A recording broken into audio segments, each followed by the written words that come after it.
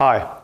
Well, we finally reached the end of the video tutorial series for leading the Crusade, and I'm going to summarize now. But it also, as I told you back in the introduction, there's a bit of kick in the tail on this where I really want to emphasize one form of behavior that will make you successful in leading your crusade.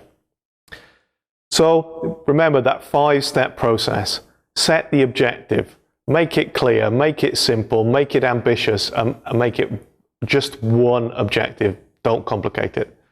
2, then set your parameters. The guidelines we set were simply don't make it last more than 6 months, don't invest more than 10% of your eventual objective, and put the guidelines around it that make sure that you stick and there's no scope creep. Assemble a team. Only assemble the experts. Don't bring in any peripheral people, and only assemble them at the right time. Only assemble them for the duration of the crusade. Deliver that hard work, the parameters around keeping people in the right place, making sure your administrator is on the game for taking away all the peripheral bits that people who've got core skills shouldn't be doing. And finally, evaluating, making sure you don't evaluate until the end, and then making sure you make a deliberate delineation between the end of the crusade and whatever the next phase may be. So that was all contained in the book, along with lots of different case studies as to how different companies have deployed this type of technology. Sometimes they didn't know they were doing it, but the interviews that I did flushed how they actually went about it.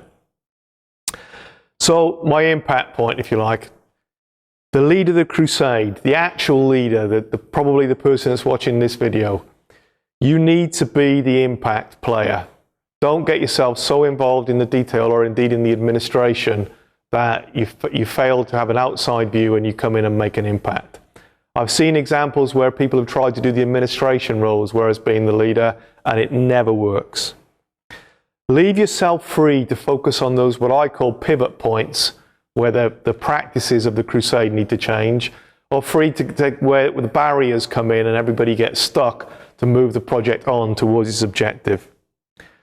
Also, it's really important, leave yourself free of the hard work, leave yourself free of the tiredness, and leave yourself free of the familiarity that builds inside the team, so that again you can come in and be the impact player without any restrictions.